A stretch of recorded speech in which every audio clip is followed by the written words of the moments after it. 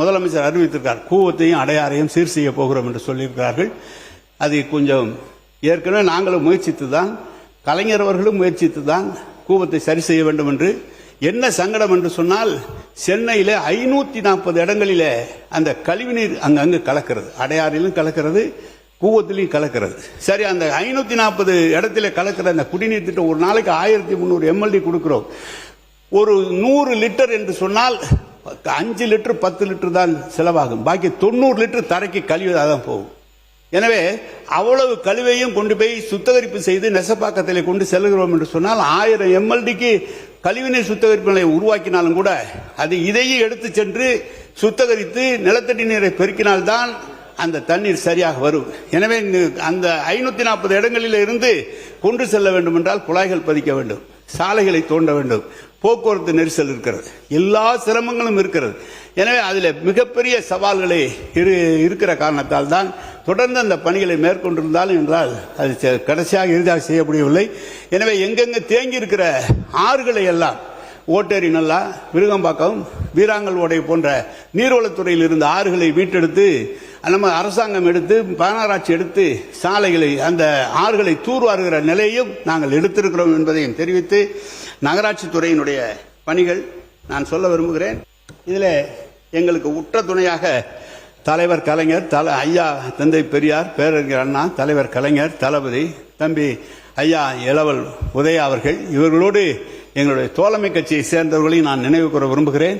இங்கே வந்து பிரேமலதா விஜயகாந்த் தேமுதிகவினுடைய தலைவர், நம்முடைய ஜவஹர்லா பேராசிரியர் ஜவஹர்லா, எஸ்டிபியினுடைய முபாரக், நம்ம தமுமன் அன்சாரி போன்ற தலைவர்கள் எங்களோடு உறுதுணையாக இருந்து தேர்தலில் பணியாற்றியவர்கள். அவர்களுக்கு இந்த நேரத்தில் என்னுடைய நன்றியும் வணக்கத்தையும் நான் தெரிவித்துக் கொள்கிறேன். நான் பொதுவாக நகராட்சி துறையில் என்ன பணிகள் என்று சொன்னால் எல்லாம் தெரிந்ததுதான். அதிகாரிகள், எங்களிடம் இருந்த அதிகாரிகள் தான் முழுமையாக இன்றைக்கு நகராட்சி துறையிலே இருந்து பணியாற்றி கொண்டிருக்கிறார்கள். குடிநீர் வசதிகள், மழைநீர் வடிகால் வசதிகள், கழிவுநீர் அகற்றுதல், கழிவறை வசதிகள், தார் சிமெண்ட் சாலைகள் அமைத்தல், புதிய பேருந்து நிலையங்கள், தெருவிளக்குகள், பூங்காக்கள் மற்றும் விளையாட்டு மைதானங்கள், பொது சுகாதாரம், சந்தைகள் அமைத்தல், அறிவுசார் மையங்கள், நூலகங்கள் அமைத்தல், பள்ளிகள் பராமரித்தல், நீர்நிலைகளை தூர்வாரி கரைகளை பலப்படுத்துதல், பயோமைனிங் மூலம் தேக்க திடக்கழிவுகளை அகற்றுதல், திடக்கழிவு மற்றும் திரவ கழிவு மேலாண்மை, குப்பையிலிருந்து எரிவாயு தயாரித்தல், தூய்மை பணியாளர்களுக்கு துணை முனைவோர்களாக மாற்றி அவர்களுக்கு அனைத்து பாதுகாப்பும் வழங்குதல், புதிய நவீன எரிவாயு தகனமடை அமைப்பது போன்ற இந்த பணிகளை தான் இந்த 5 ஆண்டுகளில் 1.25 லட்சம் ரூபாய், 1.25 லட்சம் கோடி செலவிலே செய்திருக்கிறோம். எங்களது 5 ஆண்டு கால திராவிட முன்னேற்ற கழகத்தில் என்ன செய்திருக்கிறோம் என்பதை சொல்கிறோம். 10 மாநகராட்சிகள் புதிதாக உருவாக்கப்பட்டன. ஏற்கனவே இருந்தது 31 நகராட்சிகள் தரம் உயர்த்தப்பட்டன. 7 பேரூராட்சிகள் நகராட்சிகளாகவும் 22 ஊராட்சிகள் மற்றும் 6 பேரூராட்சிகள் சேர்ந்து 6 நகராட்சிகளாகவும் தரம் உயர்த்தப்பட்டன. 29 ஊராட்சிகள் 25 பேரூராட்சிகள் தரம் உயர்த்தப்பட்டன. ஆக சென்னையும் சேர்த்து 25 மாநகராட்சிகள், 137 நகராட்சிகள், 487 பேரூராட்சிகள் இருந்தன. 19,054 கிலோமீட்டர் சாலை பணிகள் அமைக்கப்பட்டன. 380 குடிநீர் பணிகள் முடிக்கப்பட்டு மேலும் 1220 பணிகள் நடைபெற்று வந்தன.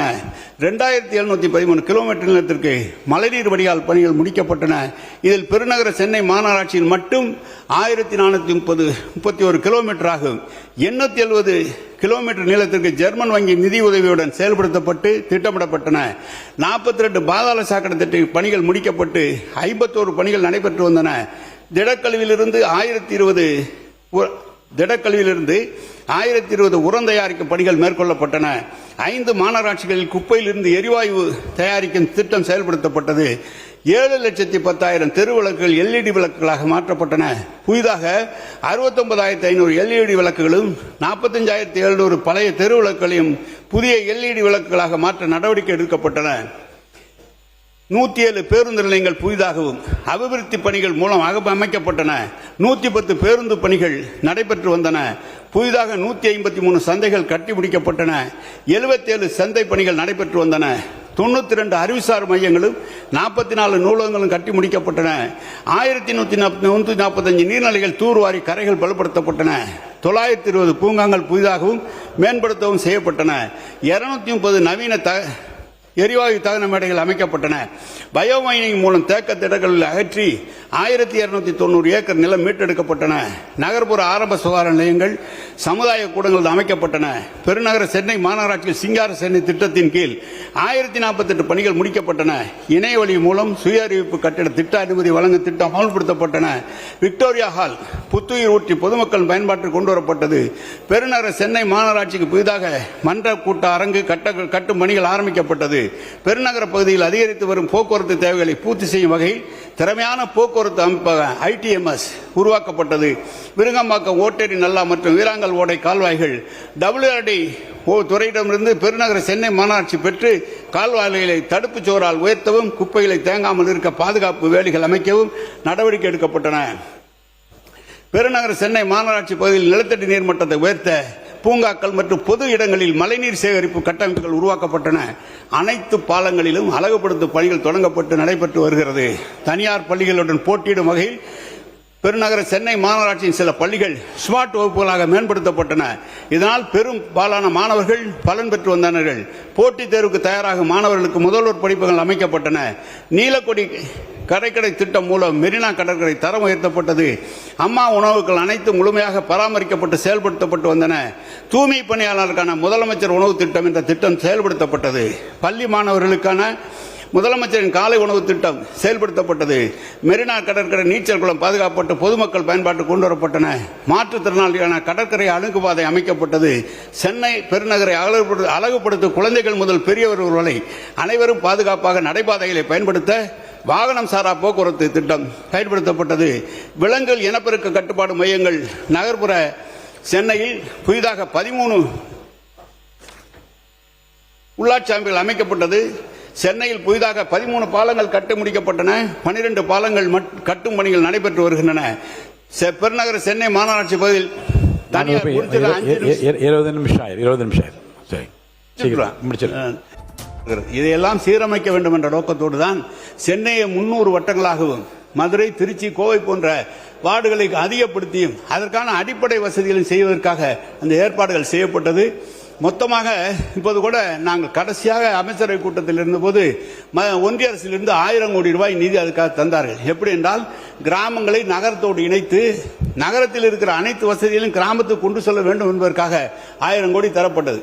12,000க்கும் மேற்பட்ட ஊராட்சிகள் இருக்கிறது. 380 ஒன்றியங்கள் இருக்கிறது. கிட்டத்தட்ட 38 மாவட்ட ஊராட்சி இருக்கிறது. ஊராட்சிகளிலே 1500 வாக்குகள் இருந்த ஊராட்சி எல்லாம் இன்றைக்கு 5000, 6000 என்று வந்துவிட்டது. சில இடங்களிலே 40,000 கொண்ட ஒரு ஊராட்சி எல்லாம் இருக்கிறது. இதையெல்லாம் பகிர்ந்து பிரித்து 2 தேர்தலையும் ஒவ்வொரு இடத்திலையும் ஊராட்சிகளையும் பிரிக்க வேண்டும், ஒன்றியங்களையும் அதிகப்படுத்த வேண்டிய நிலை இருக்கிற காரணத்தால் இந்த பணிகளை செய்து முடித்தால் கிட்டத்தட்ட 20,000 அளவுக்கு ஊராட்சிகள் வரும், 500, 600 ஒன்றியங்கள் வரும். அனைத்து பொதுமக்களும் நகராட்சி தலைவர்களாக, ஒன்றிய தலைவர்களாக, ஊராட்சி தலைவர்களாக வந்து மக்கள் பயன்பாட்டுவதற்கு ஏதுவாக இருக்கும். எனவே இந்த பணியை நம்முடைய பேடி அவர்களுடைய தலைமையில் தான் ஒரு குழு அமைக்கப்பட்டது. அன்றைக்கு எங்களுடைய அவர் ஊராட்சி செயலாளராக இருந்தார். அவருடைய தலைமையிலே எங்களுடைய கார்த்திகேயன் அவர்கள் அவருடைய செயலாளர் இருந்தும் அந்த கமிட்டி அமைக்கப்பட்டு பல முறை பேச்சுவார்த்தை நடத்தப்பட்டு சில காரணங்களால் அது நிறுத்தி வைக்கப்பட்டிருக்கிறது. எனவே மீண்டும் அந்த கமிட்டிக்கு புத்துயிர் ஊற்றி நீங்கள் தந்து அந்த உள்ளாட்சிகளிலே அனைத்து பிரதிநிதிகளும் கலந்து கொள்ளக்கூடிய அளவிற்கு, தேர்ந்தெடுக்கப்படக்கூடிய அளவிற்கு இந்த சட்டத்தை விரிவாக்கி எல்லா இடங்களிலும் விரிவாக்கம் செய்ய வேண்டும் என்று கேட்டுக்கொள்கிறேன். இந்த துறை என்பது மக்களுக்காக நிச்சயமாக எங்கள் 5 ஆண்டு காலத்தில் மிக மனநிறைவோடு இருக்கிறோம். தளபதி அவர்கள் பார்த்த துறை எங்களிடம் தந்தபோது அதை அவர் சொன்னபடியே நாங்கள் செய்திருக்கிறோம் என்ற மனநிறைவோடு இருக்கிறது. இவ்வளவு பணிகள் நடந்திருக்கிறது. எப்படி 2011 கணக்கெடுப்பின்படி 41% தான் நகரத்தில் இருக்கிற வாக்காளர்கள், பொதுமக்கள். இப்போது நகரத்தில் இருக்கிற மக்களுடைய கணக்கெடுப்பு 60% நகரத்திற்கு வந்து விட்டது.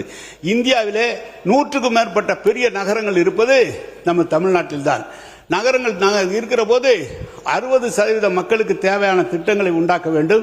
புளோட்டிங் பாப்புலேஷன் தினந்தோறும் வந்து செல்கிறார்கள் நகரத்திற்கு 10% இருக்கு. 70% மக்கள் நகரத்தில் வருகிறார்கள். குடிக்க தண்ணீர் தர வேண்டும், நடக்க ரோடு தர வேண்டும், போக்குவரத்து வசதி செய்து தர வேண்டும், அவர்களுக்கு பொழுதுபோக்கு அமர்வதற்கு இடம் தர வேண்டும். இவ்வளவு செய்கிற ஒரு துறையாக இந்த துறை இருக்க வேண்டும். அதற்கான நிதியை இன்னும் அதிகமாக இப்போது 29,000 கோடி சொல்லியிருக்கிறார்கள். எனவே இன்னும் அதிகமாக தேவைப்படுகிற ஒரு துறையாக இந்த துறை இருக்கிறது. எனவே தொடர்ந்து இந்த துறையில மக்கள் பயன்பட வேண்டும் என்று சொன்னால் இன்றைக்கு 60% மக்கள் நகரத்தில் தான் இருக்கிறார்கள். ஒரு ஆட்சிக்கு அல்லது ஒரு ஒரு வெளியூரிலிருந்து வருகிறார் என்று சொன்னால் முதலிலே தென்படுவது நகரங்கள் தான். அந்த நகரத்தில் இருக்கிற வசதிகள், அதை வைத்துதான் நாட்டையே அவர்கள் பார்ப்பார்கள். எனவேதான் அப்படிப்பட்ட நல்ல நகராட்சியாக தலைவராக நம்முடைய மேயர் தளபதி அவர்கள் உள்ளாட்சித்துறை அமைச்சர், துணை முதலமைச்சர், முதலமைச்சராக இருந்து வழிநடத்திய துறையிலே நாங்கள் பணியாற்ற எங்களை அனுமதித்ததே எனக்கு பெரிய நன்றி. அவரே இந்த நேரத்தில் நினைத்துக் கொண்டிருக்கிறோம் என இந்த வாய்ப்புக்கு நன்றி தெரிவித்து அமைகிறேன். வணக்கம், நன்றி.